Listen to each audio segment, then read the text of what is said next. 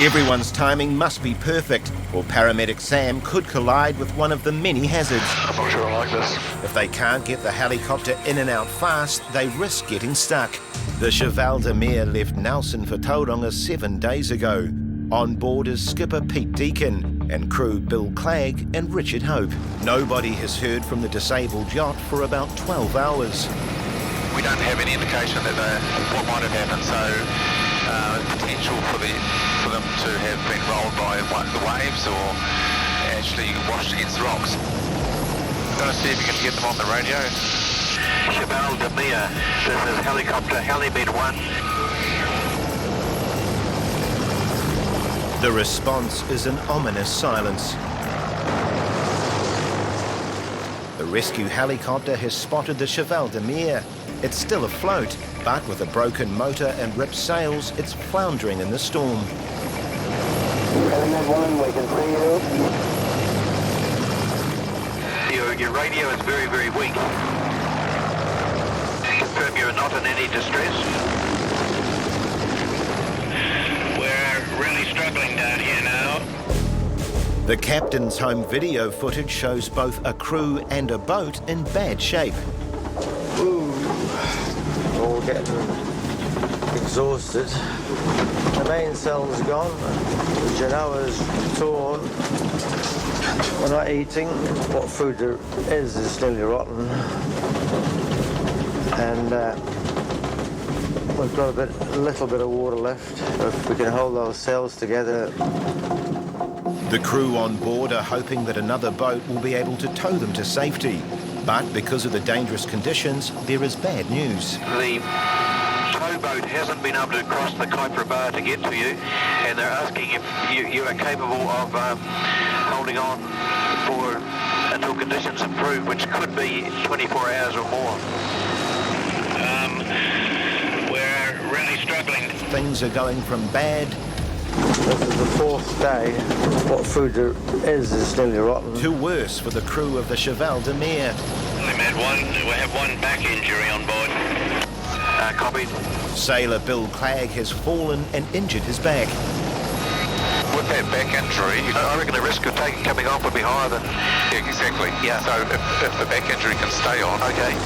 With no rescue boat in sight and a winching operation proving too dangerous for the injured crew member, the sailors are going to have to hold tight. What is the weather like tomorrow? Southerly, 40 knots. Sea very rough. It's more bad news for the crew, but from today with a new radio, they should be able to update rescue services of their progress. We're going to drop some things down. They've had communication problems in the past, so we're dropping them down to radio and some food items, some fruit and energy bars, as well as one of the local newspapers for them to read to pass the time. Getting the aid package into a rolling boat in the middle of a storm is a challenge. We'll run it from this position and stick it between the dinghy and the deck. Copy. Copy. We'll get on deck and wait for it. There's multiple hazards on the boat. Yep. Immediate ones are that back sail and getting fouled up on the side. Yep. Hazard is also that main mast moving around a fair bit. Okay, move forward 10 and right. Well, that boat's moving around a fair bit.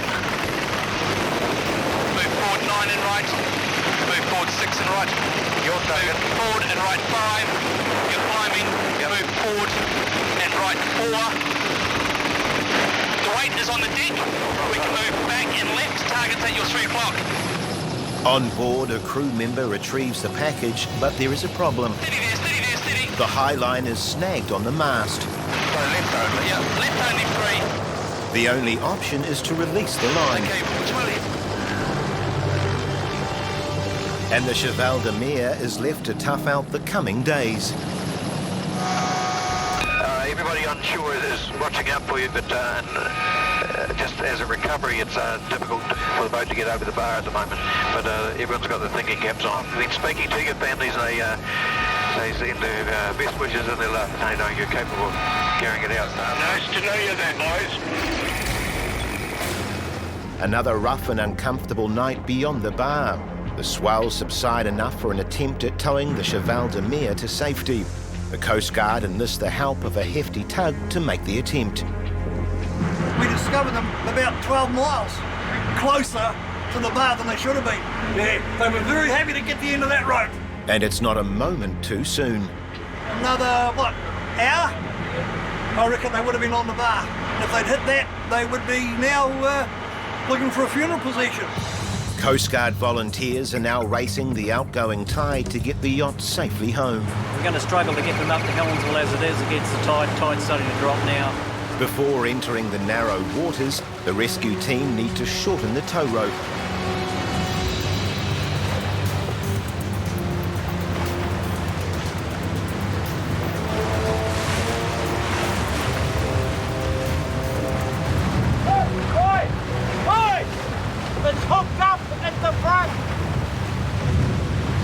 There is one more hurdle for the exhausted crew.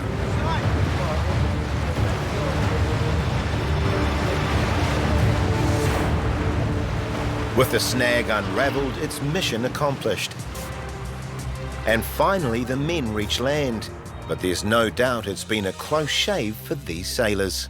In Whangarei, a Northland Electricity Rescue Helicopter crew were responding to a call-out. We don't have too much information at this time.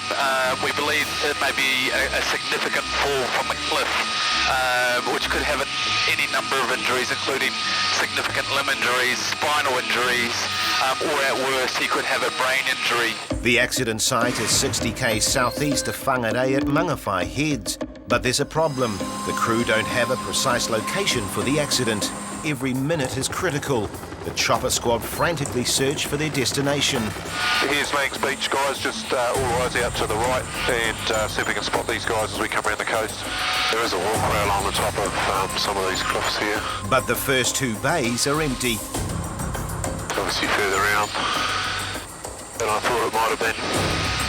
Finally, the crew spot the telltale colourings of local lifeguards, who have also responded to the emergency and decide to attempt a landing on the wet sand. We only land down below the high tide mark if we really have to, which is looking like we need to in this case because there's nowhere else to land.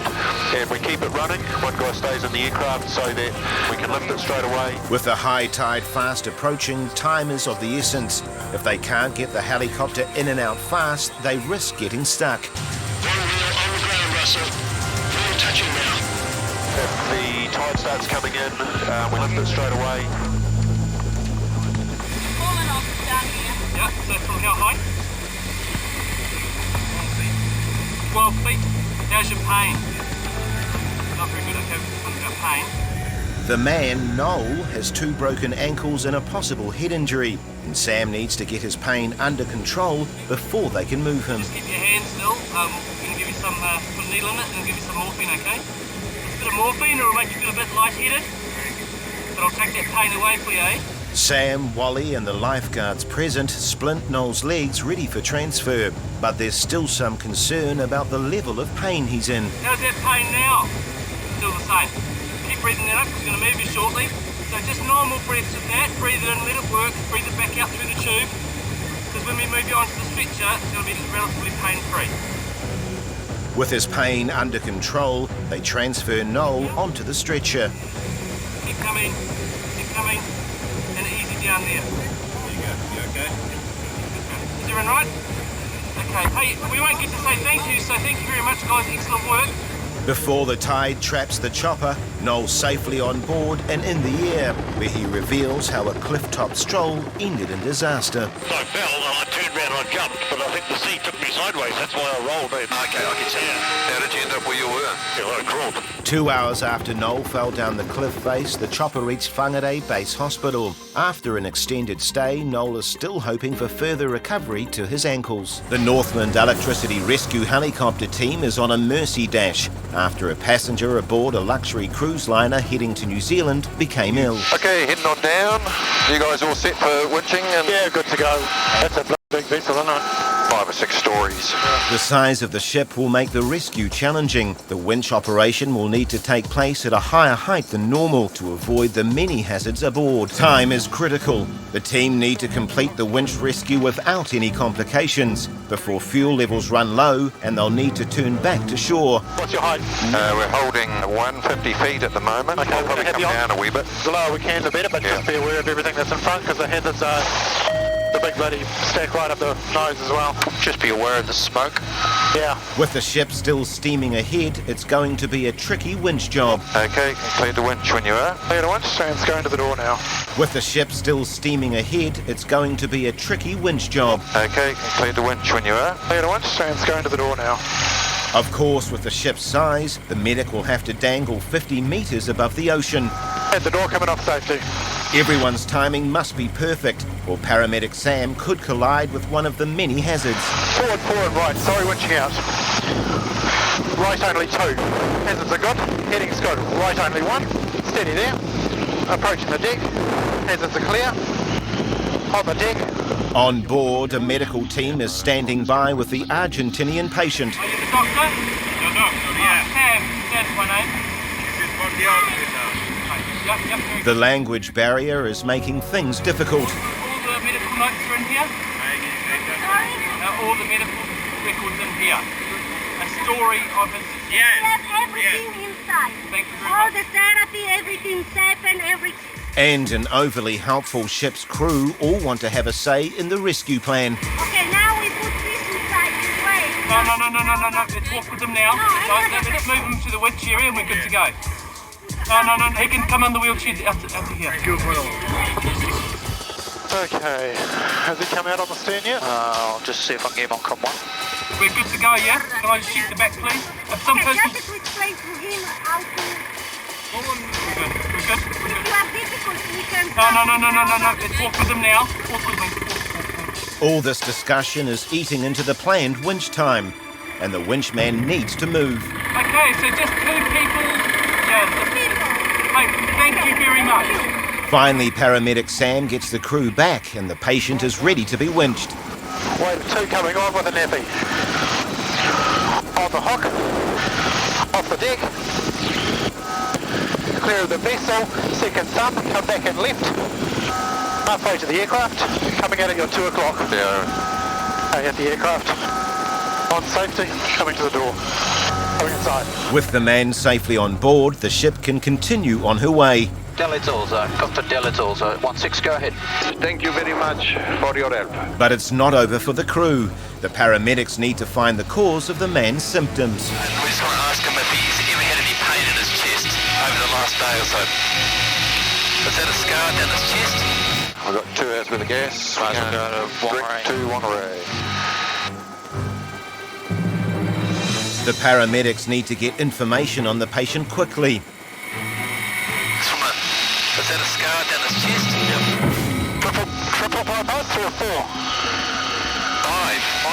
5. Medics need to know more of the man's history, but again, the language barrier is an issue. One of the pilots, however, has a limited amount of German, which the man also speaks. Guten Tag, Peter. Mein Name ist Russell. Ich habe vor 5 Jahren in der Schweiz gelebt. Mein Deutsch ist nicht Hochdeutsch.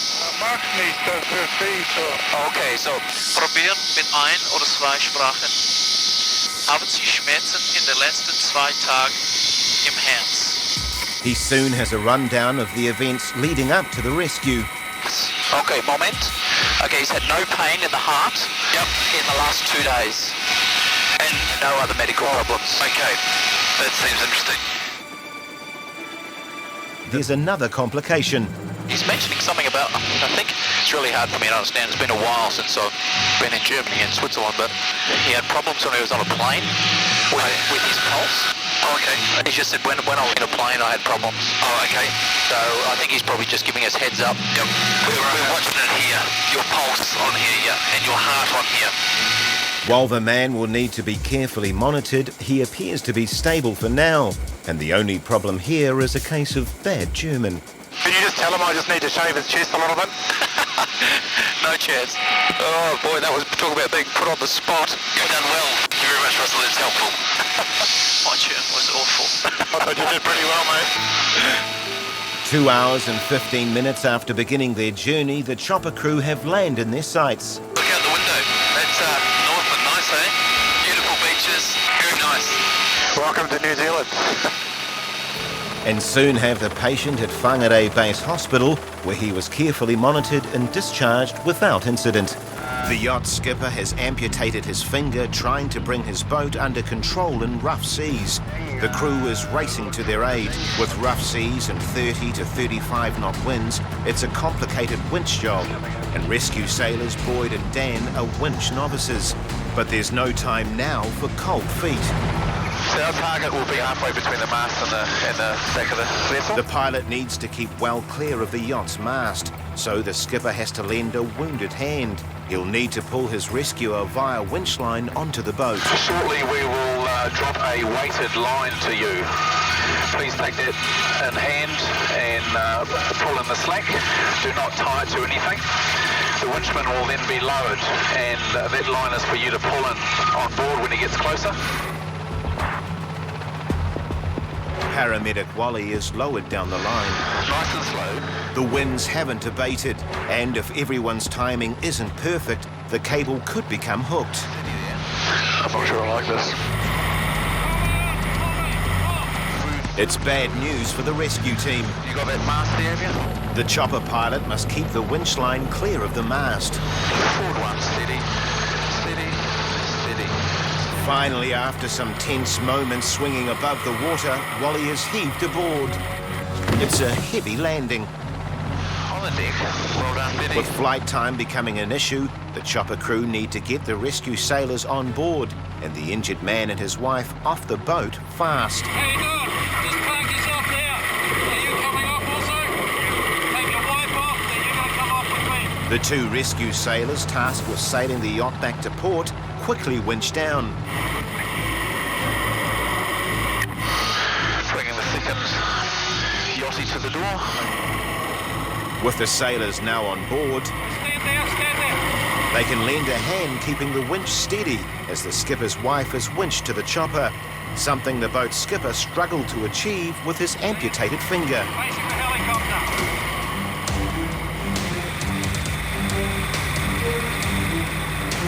Approaching the door.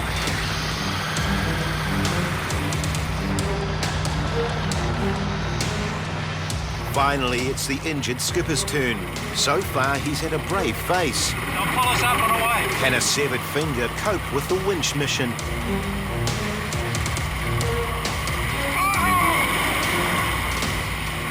With the injured man unable to hold the winch line, they begin to spin. The pilot keeps them clear of the mast, and both men are quickly aboard. Rescue sailors Boyd and Dan prepare to sail the Bintang back to Hohora. The injured skipper reflects on how he came to lose the top of his middle finger.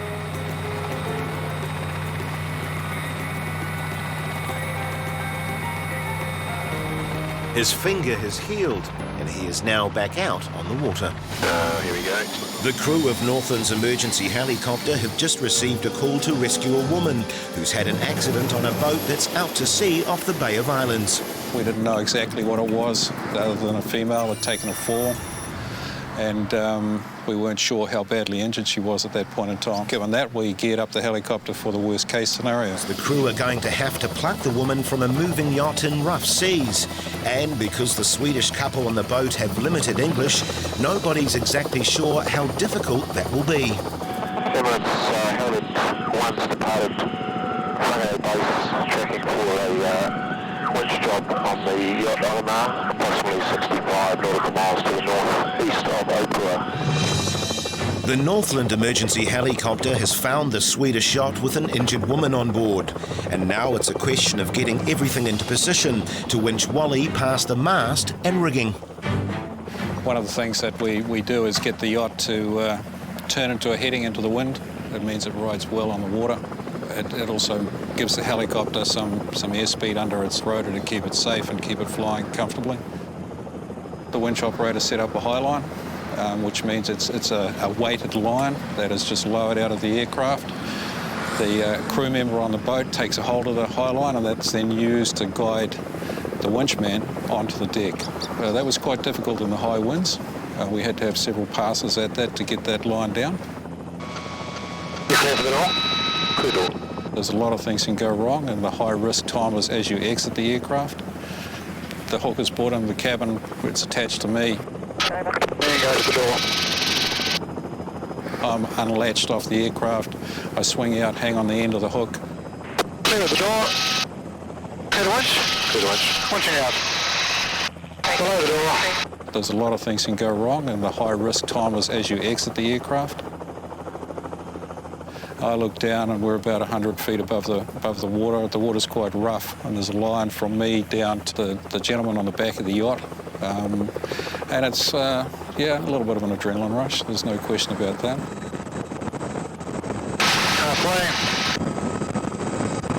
Landing on the deck was somewhat of a challenge. The yacht was bouncing up and down, moving around a reasonable amount. The gentleman on the other end of the high line had to haul me in quite hard to get me up over the railing on the side. Coming from swinging on the end of the rope to standing on a moving yacht deck can be quite challenging. Her injuries weren't that significant. She had some potential internal injuries.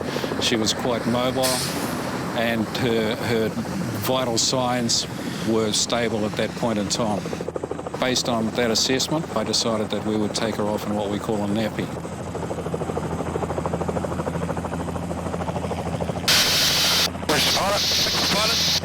Watch out. Stop watch.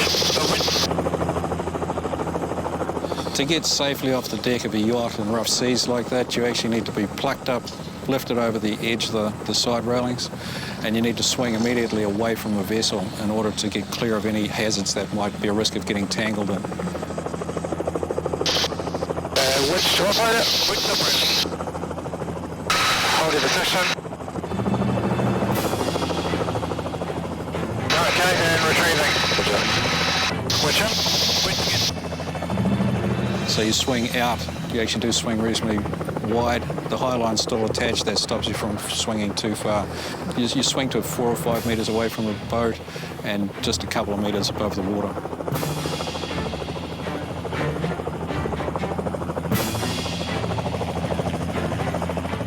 We spun a reasonable amount coming up, and I do recall that the aircraft appeared to be going around quite a bit. Coming to the aircraft. The patient looked quite stressed at that point in time, and I think was quite relieved when we got to the aircraft and we could stop the spin.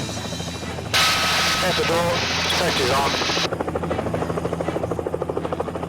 It's Hollywood 1. Departing scene with 5 POB. ETA Whanganui Base Hospital 1840, 1840, thanks. Okay, Hollywood 1 inbound to Northland Base Hospital 5 POB and ETA 1840. After receiving treatment for injuries to her kidneys at Whangarei Hospital, the woman and her partner decided to abandon their 15-year round-the-world odyssey and return to Sweden.